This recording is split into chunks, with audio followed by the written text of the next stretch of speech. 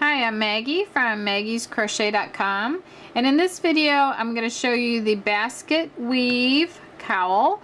The basket weave stitch is very popular. There's another video that I have on YouTube that explains the basket weave stitch in detail, but I thought it'd be a great idea to give you a simple project to make with the basket weave stitch. And that is this lovely little cowl here that will have 2 buttons to close it up. And I'll show you how to sew buttons and snaps on in another video. So I used, for this one, I used Lion Brand Wool Ease Thick and Quick. I absolutely love this yarn, and we carry this at maggiescrochet.com. And it's a super bulky weight yarn, as you can see right there. And the recommended hook size is an N, and I'm actually going to use a P, and this is a Susan Bates dirty hook. I don't know what that is, but anyway, we have these brand new at maggiescrochet.com. So this is 11.5 millimeters, or a P hook. So, and I like these hooks because they have a real deep cut in the head of the hook. So this is a sample of the basket weave stitch that I did in another video. So make sure you watch that. But this is the same thing basically, except we're going to create something with it. And I don't have a tape measure, but I noticed that on the back of the label, if you open it up very carefully, like from here to here, there's actually a ruler in there. So this is how much I had left over from 1 skein of yarn after making this cowl. So I am going to measure this right now. It is about, this gauge looks a little tight to me, so yours might come out a little bit wider, but that's fine.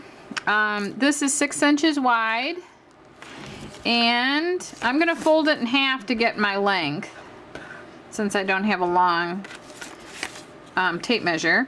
And it's 13 inches, so it'll be about 26 inches long. And that just goes around your neck, and if you want it a little bit longer, you might have to get a second skein of yarn. But you should be able to make this out of 1 skein of yarn. So, let me show you how you do it. Okay. Now, I'm going to put my buttons over there so I don't lose them. Okay, so you start with a slip knot, and to do my slip knot I make a ring like this, and the top strand I put across the back, and it looks like a pretzel, and I pull the back strand forward out of there. So then I have a knot side and a slip side. I'm leaving about 5 inches end on my slip knot, and I'm going to tighten the knot side right there, put that on my hook, and then I'm going to slip it. I'm going to pull the slip side of that knot so that the loop is like this. So to create this, you chain 14. 1, 2, 3, 4, 5, 6, 7, 8, 9, 10, 11, 12, 13, 14. And I did that kind of loose. I don't want a real tight starting chain, or else when I go to work my stitches in there, I'll have problems. Okay, then it says to double crochet in the 4th chain from hook and in each chain across. So the 4th chain from hook is 1, 2, 3, and 4. So I'm going right in there. So to do a double, I yarn over, and I'll show you a little trick. Normally I go in this top loop here. Some people go in 2 loops, and I want to go in the back bar. So here's the 2 loops in the front, and this little line that goes down the middle shows up in the back right there. So I am going to work my double crochets in that back bar like that. Just, you'll see why that's good. Okay, here's the 2 loops. I'm going to turn it, like roll it forward, so I see that back little bar right there, and I'm going in that back strand. See, by doing that, now my finish is going to be the 2 loops down there. My finished edge is going to look like that.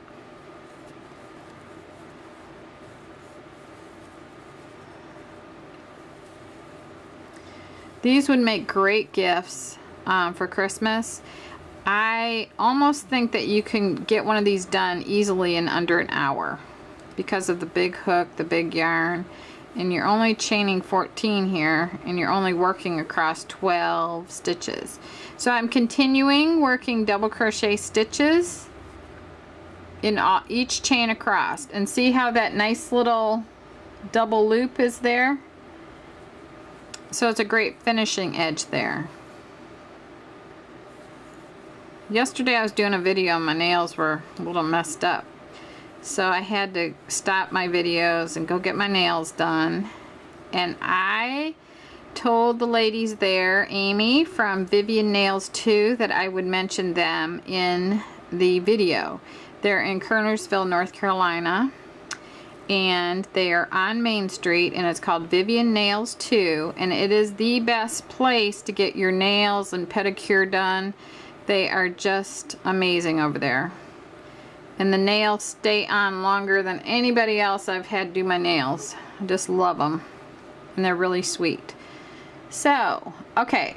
So I've double crocheted all the way across, and I land up with 12 double crochets at the end of row 1. Now for row 2, I'm going to chain 3 and turn. So there's my chain 3, turn like that. And then I am going to front post double crochet in the next 3 double crochets. So I'm not going to work in this one, but I'm going to go in this one, and front post is I'm working in the front, and I'm going from this side, I'm going from front to back and back to front around the post. They call this the post of the double crochet. Yarn over, draw that up, yarn over, draw through 2, yarn over, draw through 2, and repeat. So yarn over, go in the next double crochet, and instead of working into it like that, I'm working around it. So they call that working around the post of the double crochet. Yarn over, turn the head of your hook down, bring that up, yarn over, draw through 2, yarn over, draw through 2, yarn over, go around the next one, yarn over, draw that up, yarn over, draw through 2, yarn over, draw through 2. So that is 3 front post double crochet stitches. Now it says back post double crochet in the next 4 double crochets. So a back post is you're yarning over, you're going behind, you're holding that loop on your hook, you're going behind that your piece on the wrong side, and you're going from back to front and front to back around that double crochet. So it's like backwards. Then you're yarning over back here, you're drawing that up in the back, you're still in the back, you yarn over, draw through 2, yarn over, draw through 2.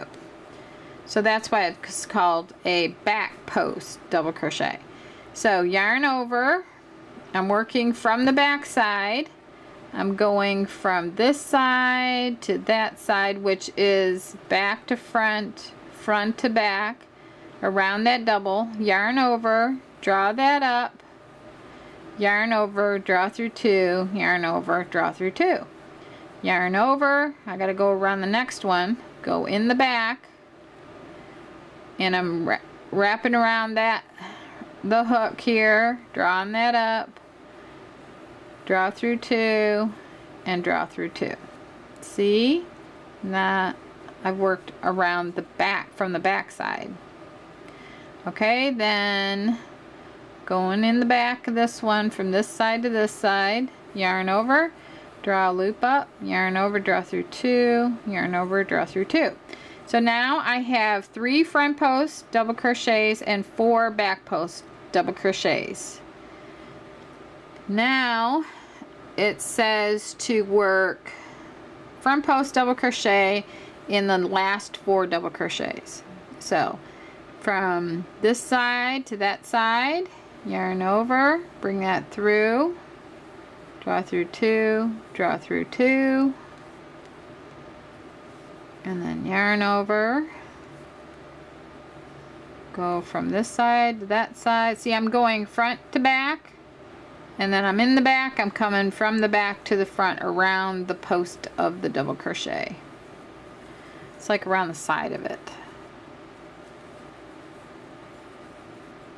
Now when you get down to the turning chain down here, you act as if it's a double crochet and just work a front post double crochet stitch around that, like that. Okay, so now we have 2 sets of front post double crochets and 1 set of back post double crochets. So you can easily see how the basket weave is starting to show up, the stitch. Okay, so the next one is chain 3 turn, like this, and now it is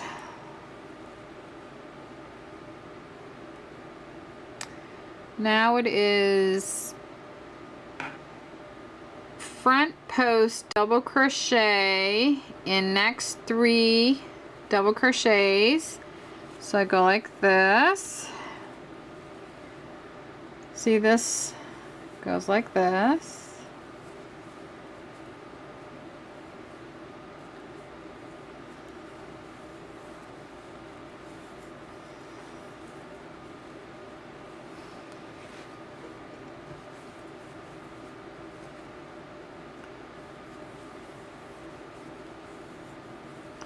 Okay, so I did 3 front post double crochets, and then I'm gonna do 3 back post double crochets. So I'm going here, yarn over, I'm going in the back, I'm going around that double, yarn over, bring it up, yarn over, draw through 2, yarn over, draw through 2. Now I'm creating like the alternate of the blocks. Okay, so I need to do 4 back post double crochet. So that's what I'm doing here. And if you need more help on the basket weave stitch, there's another video where I show you how to do the basket weave stitch, and I show it in the same manner that I'm doing here. But it might be a little more detailed. Okay, so I've done 3 front post double crochets, and I've done 4 back post double crochets right here. Now I'm alternating every 4. And in the beginning, I'm not doing 4 because the turning chain is counting as 1. But it's 4, 4, and 4. So I always have 12 stitches going across. Now I need to switch over to the front and do 4 in the front.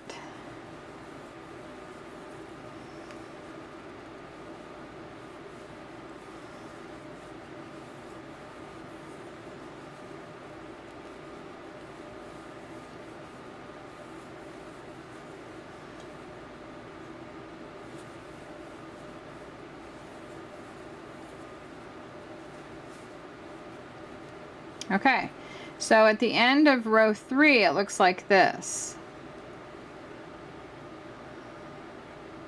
So see how by alternating front and back post it creates these ridges here, and then on the other side it's the opposite set. So then for the next row you chain 3 turn again, so every row you're chain 3 turning. And then it says to back post double crochet around the next 3 double crochets. So I'm going to yarn over my hook, and I'm not going to work in this one, and I'm going to go in the back of my work here, and I'm going to go from this side to that side around the post of the double crochet. Then I'm going to yarn over and bring that up and give it a little bit of height here. Yarn over, draw through 2, and yarn over, draw through 2. So I need to do that 2 more times. I'm going to yarn over to go in the back of my work. I'm going to yarn over, bring that out, yarn over, draw through 2, yarn over, draw through 2. So one more time there.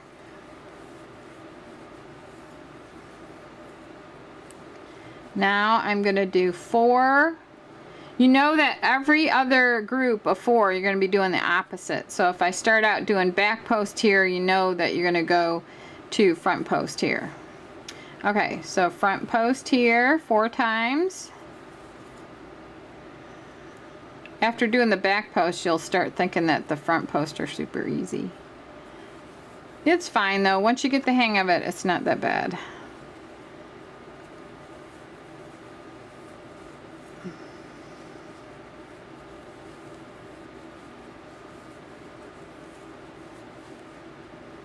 Now I need to go back to back post.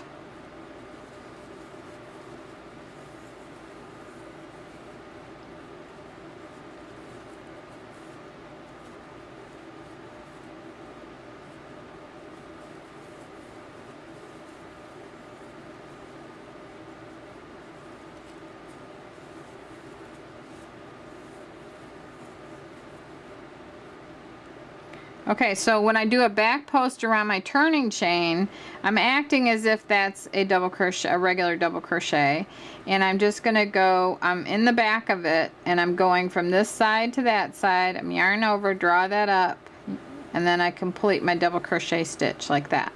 So that is the end of row 4. So here's 1, 2, 3, and 4. See how it's taking shape? It's awesome.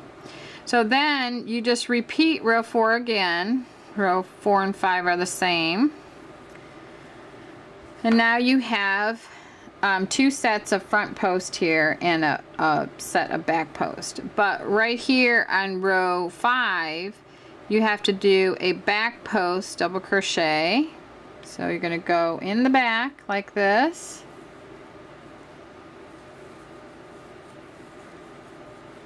And then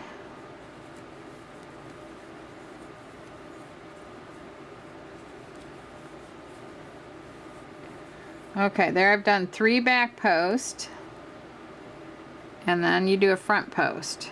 But see, when you go to do the front posts, they're kind of buried down in there, but you gotta go around them, dig it out.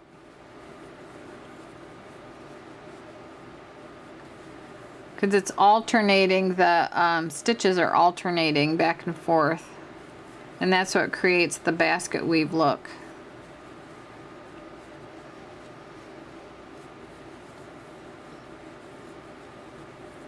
Okay, so see how that made those stitches kind of like come forward like that. Okay, now I'm going to go back to back post like this.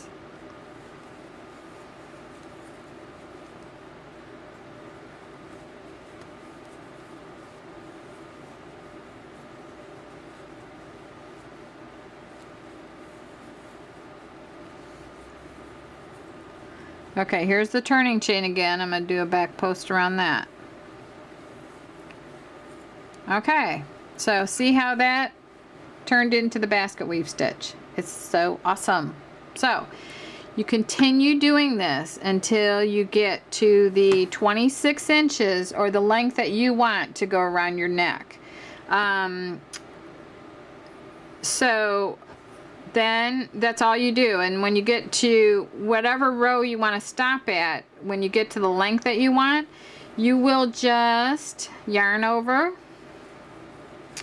and if I had a pair of scissors here, I could cut this. Okay, found a pair of scissors. It's good. Okay, so I cut, when it's this big bulky yarn, I want a longer end to sew in, so I'll cut back here, or sometimes I cut back here, you know, like behind my hand there. But for right now, I'll just cut right here. So let's say I'm done with my scarf. All I got to do is, let's see, this is my last double crochet stitch. Let's say I've got it the 26 inches or however long I want it to be. You could also make this into a scarf. But anyway, so this is my last double crochet, so I just yarn over and then pull this all the way out like this, and then get a big yarn needle and sew my ends in. It's really easy to get your ends into a bulky piece like this. So I would just sew my ends in, and then make sure that you cut flat. You don't cut down into your piece. Well, let me do that. Okay, so you just make sure that you cut flat when your pieces, so you don't cut down into your stitches. So then you want to go back to your starting chain also, and you want to weave that end in too. And then in the next video, I'm going to show you how to sew the buttons on this scarf right here. So I want to thank you very much for watching, and all these supplies, the hook that I was using, the Lion brand Woolies Thick and Quick yarn,